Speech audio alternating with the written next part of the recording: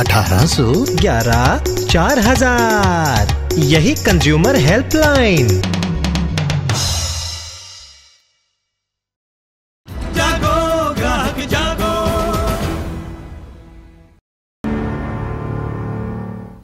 Break के बाद आपका स्वागत है। वित्त मंत्री प्रणब मुखर्जी ड्राफ्टिंग के उस्ताद हैं, इसलिए बजट भाषण में उन्होंने कई चिंताओं को समेटा है। बजट से फिर अपनी राजनीतिक छाप छोड़ी है।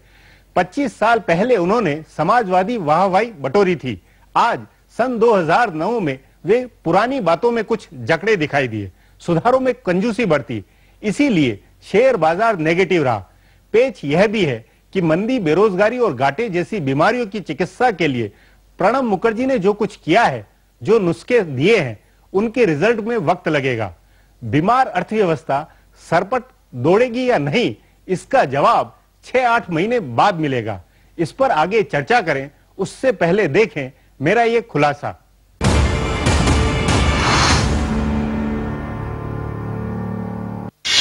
बजट 2009-2010 सरकार का खर्चा और घाटा बढ़ाने वाला है। सोशल सेक्टर और देहात में खूब खर्चा होगा। फरवरी में बताए खर्चे का अनुमान को प्रणब मुखर्जी ने 4 महीने में 70,000 करोड़ रुपए बढ़ा दिया है। कांग्रेस खुश है, मगर अर्थशास्त्रियों के होश उड़े हुए हैं, इसलिए कि 4 महीने पहले का 5.5% घाटे का अनुमान अब 6.8% है। इसी की चिंता में सेंसेक्स गिरा, कॉर्पोरेट क्षेत्र निराश हुआ। तभी इस बजट पर बाबुई और रूटीन ढर्रे का चस्पा लगा है। प्रणब मुखर्जी ने बजट को 3 तरह के चैलेंजों में बनाया है। एक मंदी के दुबलाई अर्थव्यवस्था को चंगा करने का चैलेंज है, दूसरे समाजवादी बेड़ियों को तोड़कर आर्थिकी को मुक्त बनाने का है, और तीसरे आम आदमी को खुश करने की राजनीति का है। इन चुनौतियों में से बजट में जोर आम आदमी का ही निकला है। मंदी की मार के कई पहलू है, जैसे कम आर्थिक विकास दर और कम उत्पादन व निर्यात है। इससे सरकार के रेवेन्यू में कमी है, इसका अर्थ बढ़ता बजटीय घाटा है। मंदी की बीमारी की चिकित्सा के लिए प्रणब मुखर्जी के अपनाए नुस्खों में खर्चा बढ़ाना अहम फैसला है। उन्होंने देहात गरीब परस्त योजनाओं के लिए खर्चा बढ़ाया है। इससे सरकार की आमद और खर्च के बीच का घाटा रिकॉर्ड स्तर छुएगा। यह अर्थव्यवस्था के लिए खतरनाक है। प्रणब मुखर्जी के लिए दूसरी चुनौती आर्थिक सुधारों की थी। इसका एजेंडा 4 दिन पहले रखे गए आर्थिक सर्वेक्षण में था, मगर उन्होंने सुधारों का साहस नहीं दिखाया, सिर्फ टैक्स ढांचे को कुछ ठीक किया। सरचार्ज, सीटीटी और एफबीटी आदि को खत्म करते हुए सरल फॉर्म लाने का फैसला किया। आयकर की सीमा के कुछ ऊपर होने से मध्य वर्ग ये जरूर कहेगा चलो कुछ तो किया, पर प्रणब मुखर्जी ने विनिवेश से लेकर विदेशी पूंजी पर कोई बड़ा नीतिगत फैसला नहीं सुनाया। न उद्योग और कॉर्पोरेट कंपनियों को मंदी से उबारने के लिए खास रियायतें दी, तभी शेयर बाजार ने नेगेटिव सेंटीमेंट बताए हैं। प्रणब मुखर्जी के लिए तीसरा चैलेंज आम आदमी की कसौटी पर बजट बनाना था। मानना होगा इसमें प्रणब मुखर्जी ने कांग्रेस को राजनीतिक वाहवाही के लिए बहुत कुछ दिया है। सामाजिक सेक्टर का खर्चा बढ़ाया, मध्यम वर्ग टैक्स की मामूली राहत से शायद ही संतुष्ट हो। कुल मिलाकर जितनी उम्मीदें थी वो बजट से पूरी नहीं हुई हैं। बहुत कुछ कर देने के बड़े मौके को प्रणब मुखर्जी ने गवा दिया है। अलग अलग लोबियों के बीच प्रणब मुखर्जी ने संतुलन बनाने का जो कौशल दिखाया है, उससे क्या बजट रूटीन का नहीं बना है? सन 2009 का यह बजट क्या ऐतिहासिक माना जाएगा? इसका जवाब अर्थव्यवस्था के आगे के विकास से तय होगा। यदि विश्वव्यापी मंदी से भारत को बाहर निकालने में यह बजट मददगार हुआ तो वह कमाल होगा। सन 2009 के आम बजट पर चर्चा के लिए आज मेरे साथ आर्थिक मामलों के जानकार नेता सुरेश केशवानी और आर्थिक जानकार श्रीराम खन्ना है। बातचीत को मैंने संसद भवन में नेताओं के गट रिएक्शन से शुरू किया है। केशवानी जी, बजट के बाद संसद भवन और खासतौर पे सेंट्रल हॉल में वहां नेताओं सांसदों में किस तरह का रिएक्शन था इस बजट पर? मुझे लगता है कि बहुत खुश नजर आए सब लोग।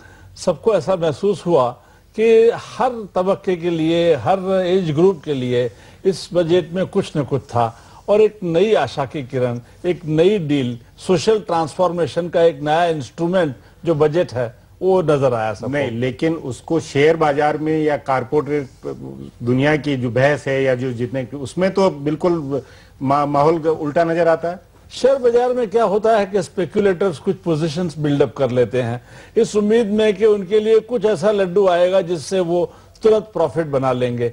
जब वो उनकी आशाएं ध्वस्त होती हैं तो वो तुरंत निकल जाते हैं। इस वजह से ये गिराव आया है। लेकिन खन्ना जी, आपका भी यही मानना है? बिल्कुल। सटोरिये जो हैं, आज हवा चलती है तो इधर देखने लगते हैं, उधर से चलती है तो ये तो रोज बदलते हैं। नहीं, लेकिन खन्ना जी, ये एक आम धारणा थी कि इतने अच्छे चुनाव नतीजों के बाद और इतनी मजबूत सरकार के बाद सुधारों की कई सुधारों की संभावना थी और आर्थिक सर्वेक्षण में से बहुत उम्मीदें बढ़ाई भी गई। बिल्कुल आपकी ठीक है, परंतु आपके फाइनेंस मिनिस्टर के हाथ बंधे हुए थे। एक फिस्कल डेफिसिट, दूसरा पे कमीशन के खर्चे। नहीं, अगर फिस्कल डिफिसिट की ज्यादा चिंता होती तो 70,000 करोड़ रुपए खर्च के लिए बढ़ाए गए। फरवरी के मुकाबले में अभी के अगर आंकड़े तुलना करें तो 70,000 की बढ़ोतरी खर्च के लिए है, लेकिन घाटे की चिंता नहीं है। नहीं, वो खर्च, वो इनको जो आम आदमी के लिए खर्च करना था, जो इन्होंने केसवानी जी ने कहा, ये उन मदों पे बढ़ाए गए हैं। और जिन मदों पे उद्योगपति और वो सब चाहते थे, वो इतने खुश नहीं है इस बजट से। कौन बजट से खुश है? ये और बजट किसके लिए है? वो कहते हैं आम आदमी के लिए, इंक्लूसिव ग्रोथ। तो भाई आम आदमी कौन है? 80% जनता जो है 1,000 रुपए महीने से कम पर कैपिटा कमाती है, उसका बजट है ये। आम आदमी का बजट है। केसवानी जी, आप इसका राजनीतिक लाभ कितना देखते हैं? मैं राजनीतिक लाभ को मुझे नहीं लगता कि जब सोनिया जी ने ये सोचा कि हमें सोशल ट्रांसफॉर्मेशन करना है, इतना massive investment rural employment guarantee में करना है, एजुकेशन के अंदर इतना सारा एक क्रांति लानी है और हाउसिंग सेक्टर में क्रांति लानी है, तो उस वक्त मुझे नहीं लगता कि उनको ये ख्याल था कि ये इस प्रकार से ये कर पाएंगे। नहीं केसवानी जी, आप उद्योगपति भी रहे हैं, आप एक कंपनियां भी चलाते हैं।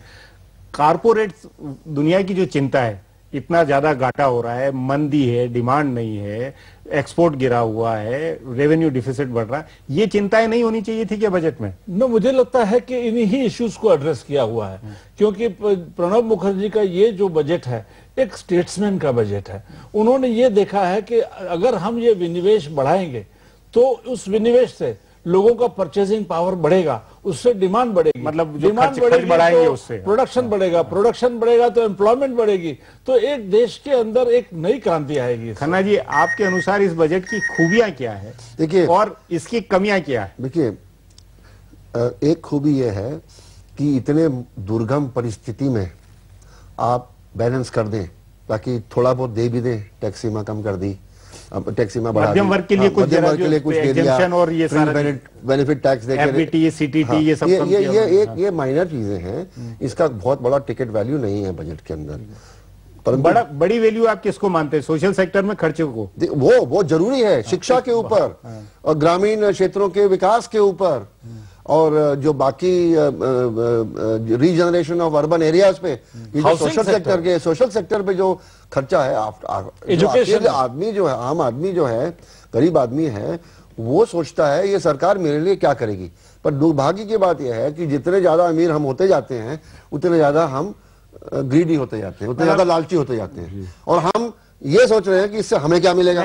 इसका अर्थ ये खन्ना जी कि कारपोरेट क्षेत्र जिस तरह की उम्मीदें कर रहा था, जिस तरह के सुधार चाह रहा था, वो उनकी जरूरत नहीं है, और जो अभी फोकस किया गया वो ज्यादा वाजिब है। उसके लिए एक पॉलिटिकल उदाहरण है। कुछ महीने पहले चुनाव से अहमदाबाद में उद्योगपतियों की एक कॉन्फ्रेंस में सबने कहा जी नरेंद्र मोदी जी प्राइम मिनिस्टर होने चाहिए।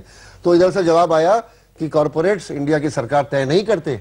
ये बजट उसका सबसे बड़ा उदाहरण है कि corporates do not run this government, और ये गवर्नमेंट आम आदमी की बनाई हुई है, आम आदमी के लिए काम नहीं करेगी, तो यही आम आदमी दुलत्ती मार के बाहर कर देगा, और इसका रिजल्ट आपको मिलेगा 3-4 साल के बाद, अभी नहीं मिलेगा। पर केसवानी जी, क्या पहले ही बजट, 5 साल की सरकार के पहले ही बजट में इतनी लोकप्रियता, इतने पॉपुलिस्ट फैसले करने की जरूरत थी? मुझे नहीं लगता ये सिर्फ पॉपुलिस्ट फैसले हैं। एक आपको ध्यान में रखना चाहिए कि आज हमारा इन्फ्लेशन रेट लोएस्ट पे है। अगर ये इन्फ्लेशन रेट है तो कोई भी एक्सपेंडिचर इन्फ्लेशनरी होगा ऐसा कोई प्रमाण नजर नहीं आता। तो उससे अगर विकास हो सकता है, अगर डिमांड जनरेशन हो सकती है, अगर हम इकोनॉमी को दोबारा किक स्टार्ट कर सकते हैं, लेकिन बतौर सरकार के पास कमाई भी तो होनी चाहिए थी, रेवेन्यू के अनुमान कम हो रहे हैं और खर्च आप बढ़ा रहे हैं, तो ये जो घाटा होगा इसका इंबैलेंस 2 साल बाद, 1 साल बाद ज्यादा नुकसानदायी साबित नहीं होगा? मुझे लगता है आप यही बात कर रहे हैं जो प्रणब मुखर्जी कर रहे थे कि बहुत सारे कंसेशन कॉर्पोरेट सेक्टर मांगता था, लेकिन उन्होंने ये कहा कि अगर मुझे ये कंसेशंस देने हैं तो मुझे अपना टैक्स बेस बढ़ाना पड़ेगा। टैक्स बेस जब तक नहीं बढ़ाएंगे तब तक आपका जो टैक्स और टोटल रेवेन्यू जीडीपी का जो रेशियो है, वो रेशियो अगर आप मेंटेन नहीं करेंगे तो इकोनॉमी की स्टेबिलिटी किस तरह मेंटेन कर पाइएगा? खन्ना जी, पूरी आर्थिकी के संदर्भ में और मंदी के संकट के और बेरोजगारी, उसमें ये जो सोशल सेक्टर पे जो खर्च बढ़ाकर जो डिमांड बनाने की और जो ये अप्रोच अपनाई गई, क्या ये आर्थिक कसौटियों पर और एक अर्थशास्त्री के नाते ठीक है? देखिए, दो बातें कहना चाहता हूं। पहले तो केसवानी साहब ने कहा कि इन्फ्लेशन 0% है, वो 0% है होलसेल प्राइस इंडेक्स में। जो आम आदमी के लिए इन्फ्लेशन है वो है कंज्यूमर प्राइस इंडेक्स, और पिछले साल में वो 11% बढ़ा है, वो माइनस में नहीं है। तो जब डेफिसिट फाइनेंसिंग होगी, इसका खतरा ये जरूर है कि आने वाले सालों में मनी सप्लाई बढ़ने के कारण कंज्यूमर प्राइसेस और बढ़ेंगे, क्योंकि ज्यादा लोगों के हाथ में पैसा होगा, माल बाजार में कम है, कंज्यूमर प्राइसेस बढ़ेंगे। परंतु ये गैम्बल है, फाइनेंस मिनिस्टर ने गैम्बल लिया है कि मेरे को आगे बढ़ाना है, क्योंकि एक साल में आप नहीं बदल सकते इसको, निरंतर 4-5 साल में इन्वेस्टमेंट आप करोगे तब जाके उसका रिजल्ट 2014 तक दिखाई देगा। और ये पॉलिटिकल गैम्बल है कि हम इन्वेस्टमेंट करें, हम खर्चा करें और ग्रोथ को किक स्टार्ट करें। केसवानी जी, आपको भी मानना है कि मंदी के दौर से इस बजट के जरिए जो कदम उठे वो निकल सकता है भारत? तो मुझे लगता है कि ये जो आप बात कर रहे हैं कि जो कंज्यूमर प्राइसेस, जो एग्रीकल्चरल प्राइसेस जो हैं, एग्रीकल्चरल प्राइसेस का जितना डर हमें है इतना वास्तव में है ऐसा मुझे लगता नहीं है, क्योंकि हम जो अनाज एक्सपोर्ट करने जा रहे थे उस पर भी शरद पवार जी ने रोक लगा दी है। इसलिए लगा दी है कि ये मानसून की जो बात कर रहे थे, लेकिन आज जो ग्लोबलाइजेशन का दौर चालू है, आज जो हमारी WTO में बातचीत चालू है, आज जो एग्रीकल्चरल पॉलिसीज पे थोड़ी सी हमें तैयारी हमने की है कि कहीं भी हम गिव एंड टेक वाली बात कर सकते हैं, तो उससे मुझे लगता है कि ये इश्यूज जो हैं वो एड्रेस हो सकते हैं। खन्ना जी, 25 साल पहले प्रणब मुखर्जी ने अपना बजट पेश, उस समय वो समाजवादी खाके में उनकी बेड़ियों में बजट, इस बार भी सुधार को लेकर किसी तरह की बड़ी या एक रोड मैप भी जिस तरह नहीं बना, उससे लगता नहीं कि पुराने उसमें बंधे हुए हैं, वो रूटीन अंदाज उनके ज्यादा रहे हैं बजट में? देखिए, मुझे ऐसा लगता है कि जो फुर्ती मनमोहन सिंह जी ने 1991 में एज फाइनेंस मिनिस्टर दिखाई थी, वो फुर्ती यहाँ इस समय नहीं देखने को मिल रही है। परंतु उस तरह के मिरेकल जो हैं वो रोज रोज नहीं हो सकते, और मुझे ऐसे इसलिए लगता है कि मिरेकल उम्मीद ना करें, हम स्टेप बाय स्टेप रिफॉर्म की उम्मीद करें, क्योंकि इस बजट में डिसइन्वेस्टमेंट की बात है, नंबर्स नहीं है, नंबर नहीं बाकी पेट्रोलियम प्राइसेस की डीरेगुलेशन की जिक्र है कि कमेटी बनेगी। तो मुझे ऐसा लगता है आने वाले साल में, मतलब इसको रूटीन का माना जाएगा, मिरेकल वाला बजट नहीं, मतलब ये मुझे ऐसा लगता है कि ये काम चलाओ बजट है, और असली जो फैसले हैं उन पे सोच समझ के राजनीतिक पक्ष को ध्यान में रख के आने वाले क्योंकि अभी 7 महीने बाद फिर बजट आएगा, फरवरी में, ये तो जुलाई खत्म हो गया, अगस्त, सितंबर, अक्टूबर, नवंबर, दिसंबर, जनवरी, फरवरी, 7 महीने बाद फिर बजट है। केसवानी जी, ये 91 के डॉक्टर मनमोहन सिंह वाले मिरेकल बजट के मुकाबले में उस तरह का नहीं, ये आप रूटीन मानते हैं या इसको भी मिरेकल वाला मानते हैं? नहीं, मैं तो ये मानता हूं कि जो हमारा प्लान बनाया गया है उसका एक ये हिस्सा है हमारा जो 2020 प्रोग्राम है कि हम 20 साल में कहां पहुंचेंगे, 10 साल में कहां पहुंचेंगे, उसका एक हिस्सा है ये। इसको आप ये ना समझें कि ये कोई मिरेकल फॉर्मूला है, this is something to meet an emergent situation, ऐसा नहीं। जी केसवानी जी, खन्ना जी, बातचीत को यहीं समाप्त करेंगे। प्रोग्राम में आने के लिए बहुत धन्यवाद। धन्यवाद। Thank you.